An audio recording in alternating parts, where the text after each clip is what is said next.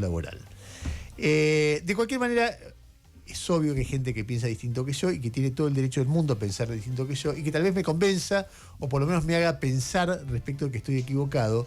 Y en ese contexto saludamos a Julián de Diego. Julián de Diego es abogado laboralista, es el abogado de Rappi, por lo que tengo entendido, y además participó de consultas, borradores de la reforma laboral, y lo he visto en distintos medios explicando por qué esto es un proceso positivo.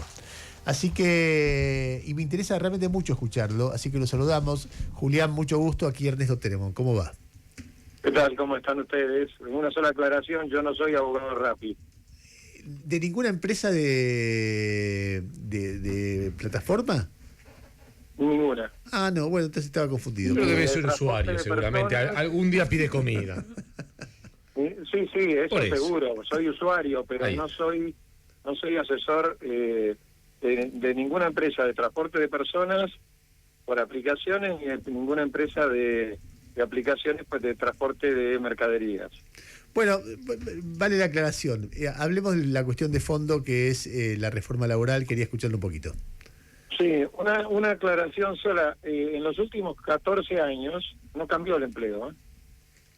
El empleo en los últimos 14 años fue alrededor de siempre 6 millones de personas, a veces 5.800.000, en algún año hubo algún pico, pero el promedio de los últimos 14 años, el empleo está clavado en 6.200.000 personas, como está en este momento, más o menos. Estamos hablando de empleo registrado privado, ¿no? Exacto. Lo que pasa que en la reforma laboral que se está propiciando y que se va a conocer en un par de horas, o por lo menos se va a conocer la propuesta del Poder Ejecutivo en un par de horas, el capítulo más importante es el del blanqueo, porque hay 8 millones de personas que están en negro o en gris, entre los cuales también no solamente hay una porción muy importante que está dentro del grupo de las pymes, casi 60% del trabajo no registrado está en las pymes, sino que además hay trabajo no registrado o en violación de las normas legales vigentes en los gobiernos municipales, provinciales y en el gobierno nacional. Perfecto. ¿Y el blanqueo cómo funcionaría?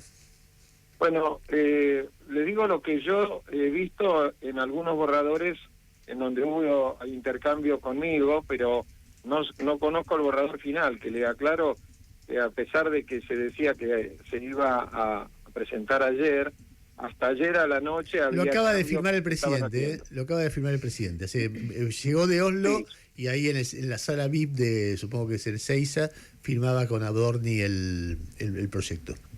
Exactamente. Y querían la firma del presidente, que volvió del viaje de Oslo, y lo primero que iba a hacer era firmar la presentación. El blanqueo tiene 4 columnas. La primera columna es que hay una condonación para todo aquel que blanquee del pasado. O sea, lo que es la mochila de las deudas que puede tener cualquier empleador de cualquier tamaño, pero principalmente los pequeños empleadores, que son, ya le digo, el 80% del empleo de la Argentina está en empresas de menos de 100 personas, y el 60% están en empresas de menos de 50. El primer capítulo importante es que todo lo que sea la deuda del pasado por no haber registrado al trabajador y por no estar registrado como empleador, se perdona, se condona. Segunda columna de este blanqueo es que el ingreso a la registración va a tener un sistema informático muy sencillo que le va a permitir denunciar el acceso no solamente a los empleadores que no están registrados, sino también a los trabajadores que no están registrados y a las representaciones sindicales que quieran hacer la denuncia de empresas que no están registradas. Va a haber un periodo de gracia, que se calcula que van a ser o 6 meses o un año, en donde a todo aquel que se presente espontáneamente se le van a aplicar los beneficios. Esa incorporación, además de la registración, tiene una tercera columna, es que el ingreso al sistema va a ser con un costo cero. O sea, cuando uno tiene un trabajador en relación de dependencia en blanco y le paga 1.200.000 pesos, que es el sueldo, por ejemplo, de empleado de comercio, el trabajador cobra más o menos 1 millón y a la empresa le cuesta un poco más de 2 millones.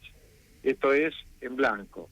Pero si está en negro, o sea, si no está registrado y le paga 1.200.000, el 1.200.000 es el costo que tiene el empleador y el 1.200.000 es el valor que recibe la persona de bolsillo.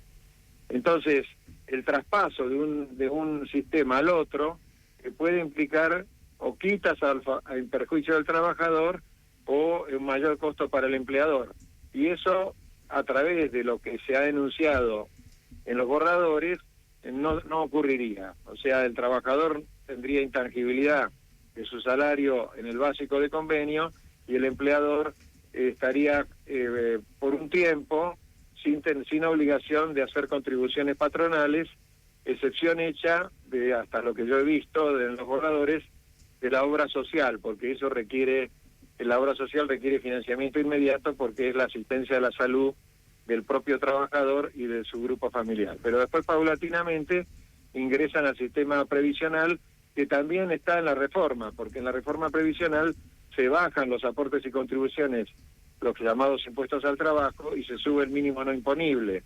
Entonces, la reforma laboral de la que estamos hablando en el blanqueo necesita del complemento de la reforma fiscal y de la reforma previsional para que este traslado de la economía clandestina o de la economía en gris, porque hay muchos que tienen un poquito en blanco y una parte y otra porción no registrada, que es la que nosotros llamamos economía en gris, tenga una fácil incorporación.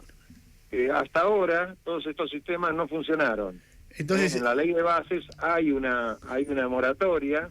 La moratoria era compleja, requería del asesoramiento profesional, no era automática y no condonaba con claridad Julián, las deudas. permíteme, solo para... Este ZAPA es una mejora a ese sistema para ver si el blanqueo es posible. A ver, solo para ordenar, usted dice, bueno, el blanqueo tiene 4 patas. Primero, el perdón de la deuda del pasado. Si alguien tuvo un trabajador en condiciones de informalidad, no le van a poder reclamar aquello que no pagó en aquel momento. El segundo, un fácil ingreso al sistema, o sea, por vía, supongo que digital, rápidamente se ingresa al trabajador. Tercero, ingreso con costo cero, o sea, todos los pagos extras que van adheridos al salario, pagos sindicales, pago de obra social, pagos para el sistema previsional, etcétera, no serían incorporados al salario, o por lo menos no todos. ¿Y la cuarta pata cuál sería? La cuarta pata es que este plazo de regularización, que yo no vi bien si es de 6 meses o de 1 año, porque había una discusión interna de cuál sería el plazo. Al vencer, todos estos beneficios, todos estos perdones, todas estas condonaciones caducan. Y por lo tanto, quien no se haya presentado y es detectado a través de un sistema que se llama Sistema María, que permite la detección de los empleadores que están en negro a través de las cuentas bancarias, de las cuentas de las billeteras digitales, de las percepciones de tarjetas de crédito y tarjetas de débito, van a ser intimados. En el Sistema María hay una determinación que hasta un determinado monto de ingresos corresponde 5 empleados, después de cierto monto corresponden 10.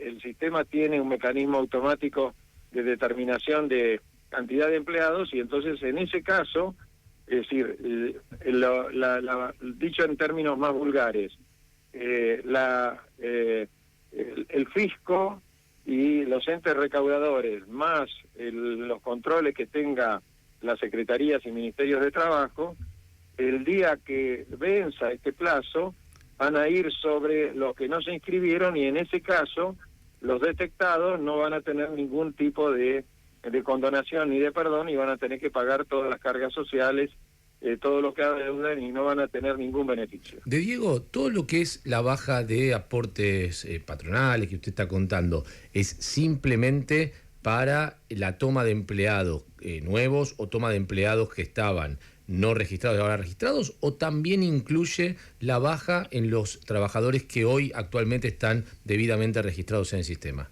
Incluye a todos. O sea que si alguien blanquea a todos los trabajadores que tienen negro,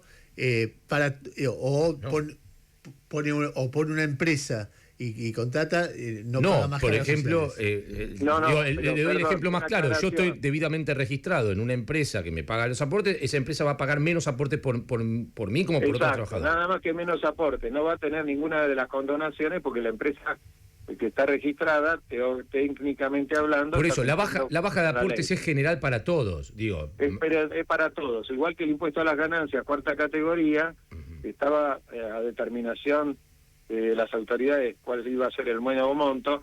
Es un absurdo que en la Argentina pague cuarta categoría alguien que apenas llega a la canasta familiar completa.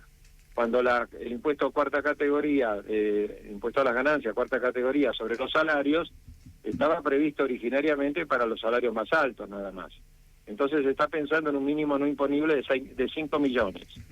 A ver, para que, pensándolo de la manera más abierta posible, vamos a suponer que esto funciona. No es lo mismo en estas condiciones ser empleado en blanco de lo que era lo que es hasta ahora antes de que se apruebe la ley. ¿En qué cambia? Más allá de que el empresario se ahorra esos aportes, ¿en qué cambia? ¿Cómo vos podrías comparar el empleado en blanco previo a la ley con el empleado en blanco posterior a la ley? ¿Qué derechos tenía uno y no tiene el otro? ¿O qué derechos tiene uno y no tenía el otro? No, los derechos no cambian, porque hay un tema que es un tema tabú. Yo cada vez que voy a una entrevista donde hablo con el sector sindical también, hay un tema tabú que tiene que ver con los derechos fundamentales del trabajador. Esos derechos fundamentales nacieron de la Ley de Contrato de Trabajo, ley de 1975. Esos derechos fundamentales, en los borradores que yo vi, obviamente ahora vamos a tener que verificar a través de la presentación que haga el Poder Ejecutivo, no están comprometidos. A veces, por ejemplo, se pone como ejemplo, bueno, pero ahora las vacaciones se van a dar durante todo el año y se pueden fraccionar. Miren, las vacaciones se dan durante todo el año y se pueden fraccionar en muchas actividades, por ejemplo, en la actividad gastronómica desde hace 30 años. Pero es obvio, pero son actividades específicas, no es el régimen general. Sí, bueno, lo que pasa es que todo el modelo se basa en que la mayoría de los cambios se hacen por convenio colectivo. Entonces, primero, eso garantiza la presencia del sindicato en la discusión de cómo se articulan los derechos. Uno, por ejemplo, hay muchos comentarios sobre el banco de horas, que dicen que no van a pagar las horas extras. Yo firmé muchísimos bancos de horas. Los bancos de horas existen desde 1991 y hay 130 convenios colectivos con bancos de horas firmados. Las horas extras siempre estuvieron computadas. Pero perdóneme. O sea, cuando una persona trabaja 12 horas, sí, la incidencia de las horas extras está en el valor que cobra. No es que no se pagan las horas extras. No, pero a ver si entiendo lo que usted está diciendo. Que, digamos, esas horas extras en realidad no van a llamarse horas extras, sino que supuestamente ya está subsumido en el sueldo en el que yo voy a cobrar y que voy a arreglar un sueldo con mi patrón y supuestamente algo más alto porque voy a tener ese banco de horas. No es que va a haber un ítem que me diga si usted trabajó ese día, pero no es lo mismo. No me diga que es exactamente lo mismo porque no es lo mismo. No, pero perdóneme, primero le hago una simple corrección, pero no para fastidiarlo, sino para decirle cómo está el texto de la ley. Esto no se puede arreglar entre los trabajadores y los empleadores libremente. Esto se arregla por convenio colectivo. Sí. Entonces, el convenio colectivo, ahí está la parte sindical, que le va a decir, mirá, si vos trabajás 12 horas, a mí no me pagues el salario básico sin la incidencia de las horas extras, porque hay 4 horas extras. Y entonces, ¿qué pasó en los convenios? Les pongo el ejemplo del más antiguo, que es uno de los mejores, que es el de minera lumbrera. Cuando el trabajador trabaja 12 horas, adentro de ese salario, que es un salario especial dedicado al trabajo en banco de horas, se le incorporó la incidencia de las horas extras en esas 4 horas que trabaja de más. Y eso no fue una reivindicación sugerida por el sector empresario, fue una exigencia del sector sindical. El 90%, no todos, pero el 90% de los bancos de horas firmados y homologados por el Ministerio de Trabajo desde 1991 hasta la fecha incluyen la incidencia de las horas extras. Pero si el costo Entonces, sería lo mismo para la empresa, de sumarlo no, el costo- al sueldo el costo cambia básico totalmente. o a la No, hora extra, ¿por qué? No, el costo cambia totalmente ¿Por para qué? la empresa. Mire, le voy a poner un ejemplo que es muy común, que es el tema de los shoppings, donde ya hay bancos de horas que están operando. Hay un shopping, no voy a decir cuál, que el 90% de las ventas las hace entre viernes a la tarde, sábado y domingo. Ujú. Y solamente 10% de las ventas se desarrollan de lunes a jueves. Sí. Entonces, ¿qué hay en ese shopping? Ya existe, ¿eh? O sea, no estoy hablando de una fantasía. Los trabajadores trabajan 12 horas, viernes, sábado y domingo. Pero resulta que lunes y martes no trabajan y el miércoles tienen una jornada reducida. En promedio, nunca pasan las 48 horas semanales ni las 8 horas por día. En promedio, el promedio se saca en ciclos de 3 semanas, ¿no? Ujú. Entonces, al beneficiarse, al concentrar el esfuerzo en el momento donde hay más ventas, el empleador tiene una ventaja estratégica fundamental, pero el trabajador también la tiene. ¿Por qué?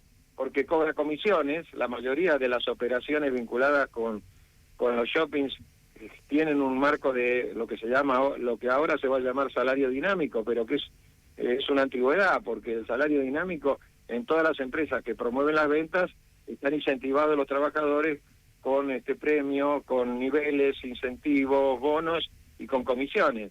Entonces el trabajador también se beneficia, porque en esas 3 jornadas de 12 horas, donde trabaja 36 horas con 12 horas de descanso entre una jornada y la otra, cobra mayores comisiones, cobra la incidencia de las horas extras y después tiene un descanso compensatorio que le permite recuperar los valores para que el promedio horario no cambie, no supere las 48 para que no supere las 48 horas horas. semanales.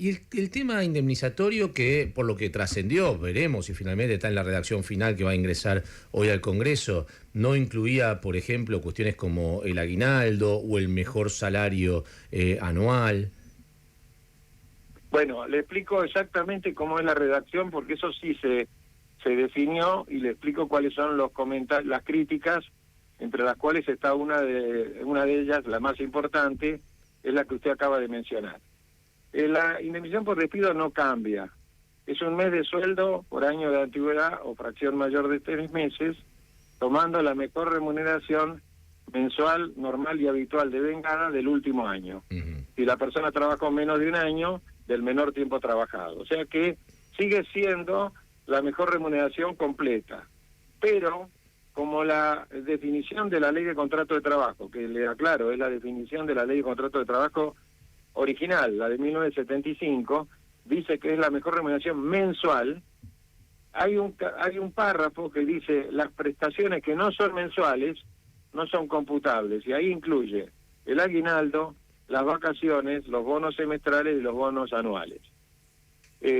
Por lo tanto, en ese aspecto está contradiciendo lo que la mayoría de la jurisprudencia ha establecido, que en la base de cálculo no es unánime la jurisprudencia, porque hay lugares en donde se ha considerado que estas prestaciones que son de naturaleza no mensual no se computan, pero digamos la mayoría, 70% de la jurisprudencia opina que deben incluirse. Sí. ¿Cuál es el defecto de este párrafo que tiene que ver con su observación, que es muy atinada? Que está la palabra mensual, pero está la palabra devengada también, ¿no? El párrafo, repito, dice la mejor remuneración mensal, normal y habitual devengada, y el aguinaldo se devenga, y las vacaciones se devengan, y los bonos se devengan, porque si yo cobro un bono de 6 meses por mi desempeño, Y entonces, o un bono de un año por mis resultados, se devengó durante el año y se devengó durante el semestre. Y sí. Entonces ese párrafo no le veo buen futuro, y creo que va a ser objeto de muchas correcciones para mantener, porque lo más importante del cese no es la indemnización, es el fondo de cese, ¿no? La consigna es que la indemnización por despido sea clara y transparente para que no haya discusiones en la jurisprudencia. Para que no haya discusión en la jurisprudencia, ese párrafo va a haber que sacarlo. Y en el fondo de cese tiene la ventaja de que va a tener una compensación impositiva. Explico. Supongamos que vayamos al fondo de cese que se llama el FAI, el Fondo de Asistencia Laboral, que es un fondo de cese creado en paralelo de los fondos de cese por convenio colectivo, que está incluido en el proyecto. Ese fondo de cese, incluido en el proyecto, permite que el 3% que tiene que pagar el empleador de contribución sea deducido de impuestos. Ujú. Con lo cual, al hacer eso, ¿qué ventaja tenemos? Una ventaja extraordinaria, que es que el fondo de cese tendría un costo cero para la empresa, por lo menos inicial, después veremos, porque lo puede compensar con impuestos, y la gran ventaja para el trabajador, fíjense ustedes, 50% de las desvinculaciones que se producen en las pymes no cobran nada de indemnización por despido, sencillamente porque la pyme no tiene espaldas para afrontarla. Entonces, con este mecanismo, si la pyme ingresa al FAL, va a tener la ventaja de que ese 3% no lo va a tener que pagar, y va a tener también la ventaja de que sí o sí va a cobrar la indemnización. Es decir, que si mañana a mí me despiden en una pyme, yo voy a cobrar esa indemnización que en realidad la paga el Estado, porque ese 3% se deduce de los impuestos, y alguien me tiene que pagar la indemnización, me la está terminando en última instancia pagándomela al Estado. Sí, ese es en el caso del FAL, Claro. el Fondo de Asistencia Laboral. El bloque... Pero es raro, digo, que el importante- Estado asuma los riesgos empresarios. Perdón, ¿el Estado o los propios trabajadores, no? Porque ese 3% en realidad iba al fondo para pagar las jubilaciones, que va a quedar desfinanciado. No. El fondo eso no tiene nada que ver con la articulación de las jubilaciones, que va a depender de cómo se evolucione la masa crítica de la incorporación de gente que está en la clandestinidad. Eso tiene un mecanismo totalmente independiente que está medido, es decir, nosotros tenemos que bajar los impuestos al trabajo seguro, porque son los más altos de Latinoamérica, los de la Argentina. Pero además es un elemento ideal para operar, porque eso tiene incidencia todos los meses en el presupuesto de las empresas, y es muy importante para las futuras inversiones, porque no escapa a la observación de ninguno de ustedes, y ustedes ya lo han dicho en otros programas. Sí. Acá, si queremos que crezca el empleo, tiene que haber crecimiento económico, ¿eh? Sí. La legislación ayuda, pero la legislación es un esqueleto. Justamente el contenido sobre- de ese esqueleto es el crecimiento económico. Justamente Si no hay sobre crecimiento eso- económico, no hay genuinidad en los puestos. Ahora, ese 3% que está compensado por el impuesto es el incentivo inicial. No es una norma para siempre. Le quiero ¿Por hacer qué una es el pregunta incentivo sobre inicial? esto, si me permite, Diego, porque el último periodo que tenemos, recuerdo, en la Argentina, de creación masiva de puestos de trabajo registrados, durante la presidencia de Néstor Kirchner, la primera presidencia de Cristina Fernández de Kirchner, estaba vigente esta misma legislación laboral con un agravante que era la doble indemnización. ¿Por qué ustedes creen que modificando la legislación laboral va a haber creación de puestos de trabajo registrados? No, yo no lo creo. ¿Y entonces? Le acabo de decir que yo creo que el esqueleto hay que cambiarlo, y le explico por qué. Porque nosotros tenemos una ley de contrato de trabajo de 1975, que la máquina más importante que teníamos era la máquina de escribir mecánica. Y hoy lo que necesita nuestra legislación es una bocanada de aire puro, de aire fresco, que tenga que ver con las nuevas tecnologías. Pero Entonces, las nuevas el tecnologías que futuro del tienen que trabajo ver no va a con estar en cambiar el trabajo cálculo de manual, la va a estar en el- indemnización o que la ¿Cómo? indemnización... Las nuevas tecnologías, ¿qué tienen que ver con que la indemnización pase a subsidiarla el Estado? No tiene... yo lo que le estoy diciendo es que el sistema, y la verdad que yo no soy el autor, yo simplemente estoy relatando lo que dice, el sistema trata de generar un beneficio que los trabajadores hoy no tienen. Si usted tiene el 80% del empleo no registrado, perdón, tiene 8 millones de trabajadores no registrados y hace un proceso de transferencia, la pyme no tiene espalda para pagar muchas veces las indemnizaciones, aunque le dé todos los beneficios que usted pueda.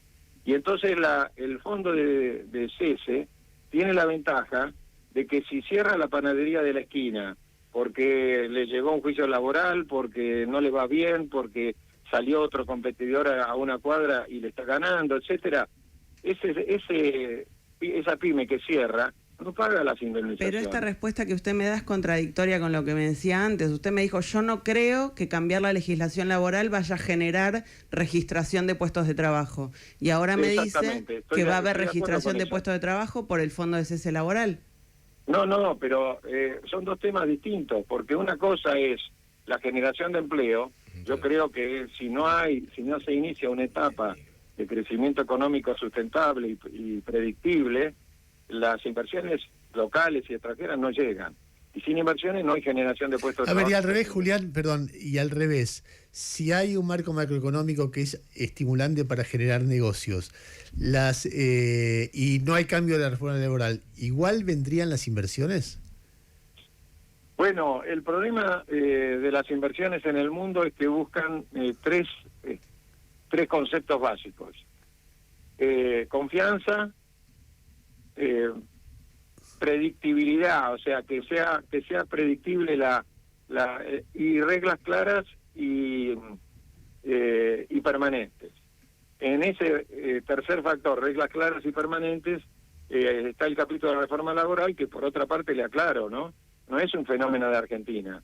En este momento, España, que es un país al que nosotros miramos siempre con mucha relevancia en temas laborales, después de la pandemia va por la quinta oleada de reformas laborales. Sí, está bien, con una suba del salario, con una suba muy fuerte del salario mínimo. En general, lo que se critica de Pedro Sánchez es por exceso de dirigismo y no por ese exceso de flexibilización. No digo que no sea que no haya elementos pragmáticos en este sentido con los cuales yo podría estar de acuerdo, no, pero no es justamente el ejemplo de un gobierno neoliberal, es un gobierno que todo el tiempo intenta... No es un gobierno socialista, pero lo que yo quiero significarle, y yo España lo conozco bien porque soy académico de una de las academias españolas, el modelo de modernización de la legislación laboral es una necesidad de todos los países centrales.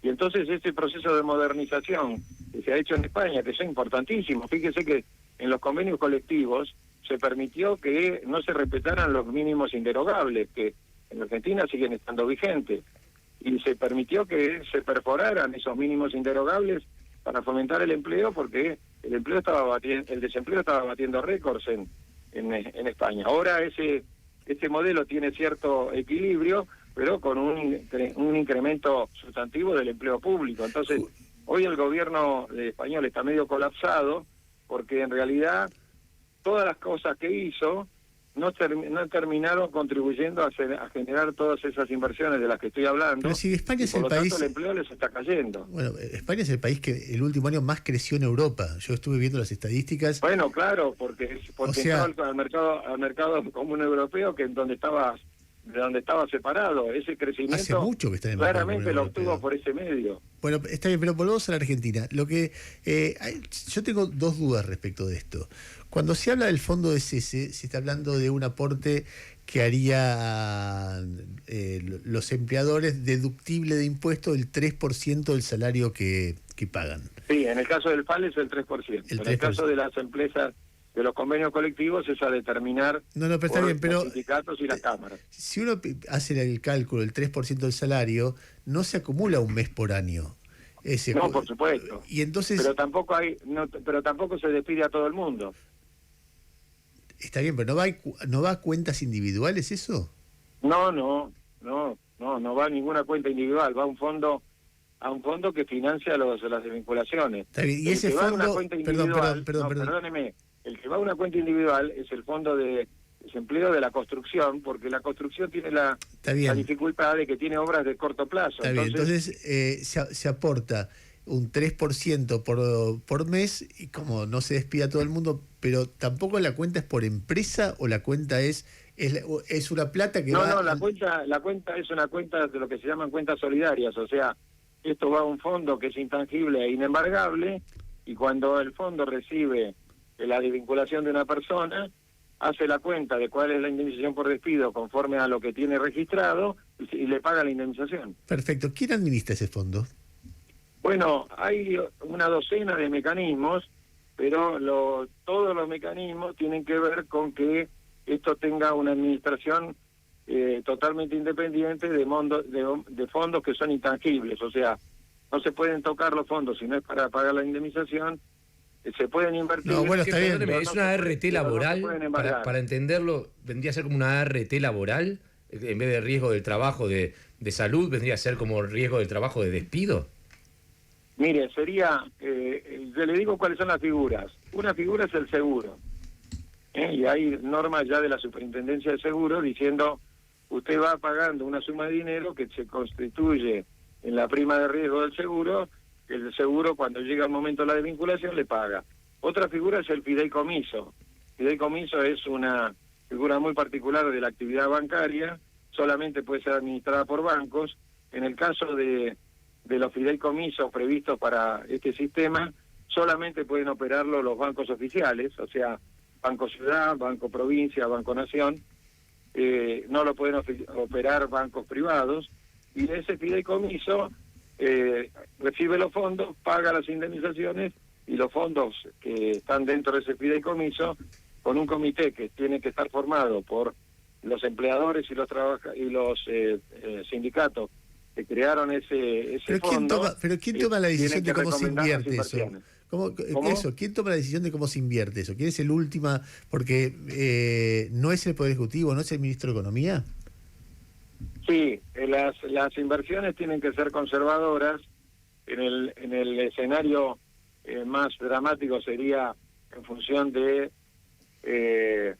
la renta mínima que establece, de la renta promedio que establecen los plazos fijos, pero eso ya son normas muy específicas que van a estar sujetas a una cantidad de cambios que todavía no se sabe, porque pero el diablo está en los detalles, de la reglamentación. El diablo está en los detalles, ¿no? Yo entiendo que tiene que tener renta mínima, no sea cosa que inviertan en cuestiones que después no alcancen para pagar las indemnizaciones. Mire, el fantasma de estos fondos no es la RT, el fantasma son las AFJP. Claro. Y sí. Entonces, o que Caputo lo use para comprar bonos. El mismo error que caímos con las AFJP, eso está clarísimo. De Diego, le hago una consulta. Si el problema son los despidos en las pymes y las pymes que no tienen dinero para afrontar esas indemnizaciones, ¿por qué este fondo de asistencia laboral es para todas las empresas en la Argentina?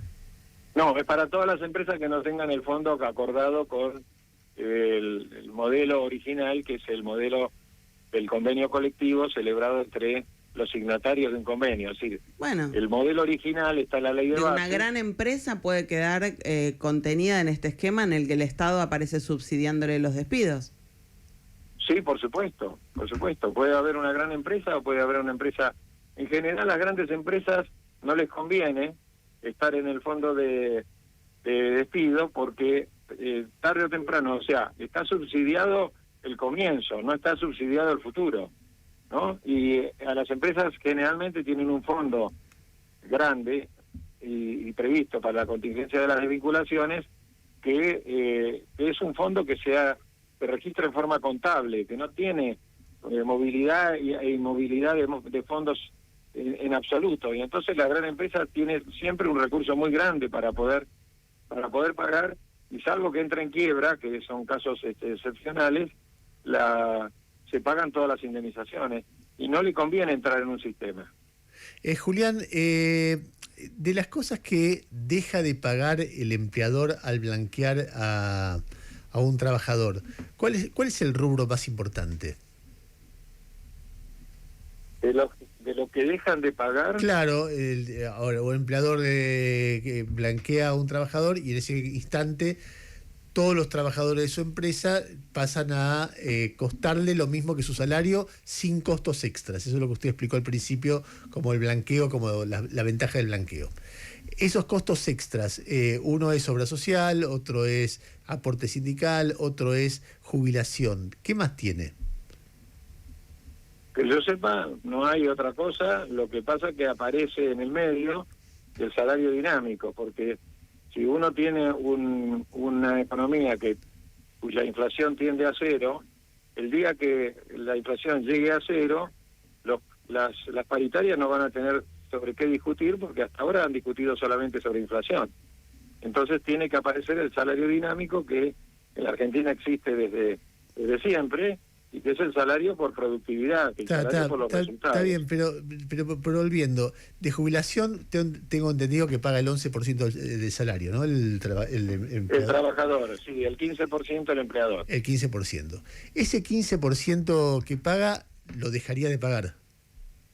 En el proceso de transferencia inicial, sí. Perfecto. Pero eso dura 2 años. Perfecto. ¿Quién financia eso? No, yo le explico, esto es para el blanqueo, ¿no es cierto? Estamos hablando del blanqueo. No para los trabajadores efectivos de hoy. No, para el trabajador, para el trabajador que ya tiene actividad, va a ir modificándose los aportes y contribuciones, porque se va también a reducir el aporte del trabajador del 11%, en la medida que aumente la masa crítica de la base de sustentación. Eso va por la reforma previsional. Pero pero no entiendo. Que está blanqueado, a ver, yo soy un empresario, tengo 10 empleados en blanco y 10 en negro. Los 10 en negro los blanqueo. Los blanqueo sin pagar su jubilación, o sea, ese 11% no lo pago a esos 10, con lo cual ellos... No lo paga por 2 años. Bueno, está bien, pero es un costo. De los 2 años usted hace algo con esos trabajadores porque se queda sin el beneficio, pierde todos los beneficios. No, bueno, y después de 2 años siguen trabajando conmigo, ¿les empiezo a pagar la jubilación del 11%? Exactamente, pero además... O sea, vuelve el costo que estamos evitando. No, permítame una aclaración muy importante. Además se le reconoce al trabajador que estuvo no registrado hasta 40 meses de antigüedad para la jubilación, sin hacer ningún aporte. ¿Por qué? Porque la mayoría de las personas que están en negro, si usted no le hace un reconocimiento del pasado de antigüedad para la jubilación, no se pueden jubilar nunca. Bueno, pero aparece algo ahí de pregunta muy importante sobre el financiamiento del sistema jubilatorio, porque si usted está reconociendo una plata que el empresario, yo pienso mucho en empresarios grandes, no empresarios chiquitos, el empresario grande no pagó, y entonces dice, ¿sabés qué? Blanqueame a los trabajadores que tenés en negro que no pagaste, el Estado se hace cargo de 40 meses de jubilaciones y se hace cargo de los 2 años que vienen de jubilaciones de estas personas. Hay una pregunta... Sí, pero ahora la situación, en el caso ahora la situación es peor, porque esos 8 millones de personas no pagan nada y no tienen ninguna regla, no tienen obra social, no tienen jubilación, no tienen nada. No, está bien, pero como en general, cuando el gobierno dice, si vamos a dar un beneficio, queremos saber dónde sale el dinero, y entonces uno dice, bueno, perfecto, el beneficio 40 meses para atrás lo pone el Estado, no la empresa que no pagó y gozó del trabajo de ese trabajador. Y al mismo tiempo, de ahora en más, el gobierno por 24 meses lo pone el Estado también. Entonces ahí hay un monto de dinero que supongo que con responsabilidad se calculará cuánto es y cómo se financia, porque o se financia con más ajuste, o se financia con menos jubilaciones, o se financia con más impuestos. Es decir, o con más deuda. Digamos, no hay otra.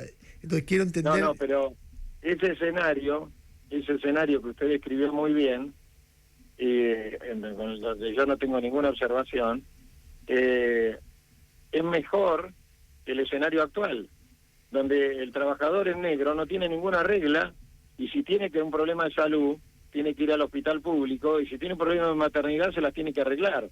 Entonces, la idea es obra social inmediata. ¿Por qué? Porque la asistencia a la salud del grupo familiar es fundamental. Pero el régimen jubilatorio se distiende en el tiempo para que tenga una posible... tenga un incentivo para el blanqueo. Ahora, a los 2 años empieza a pagar los aportes, y entonces aportes y contribuciones con el monto y los valores que haya en la reforma previsional.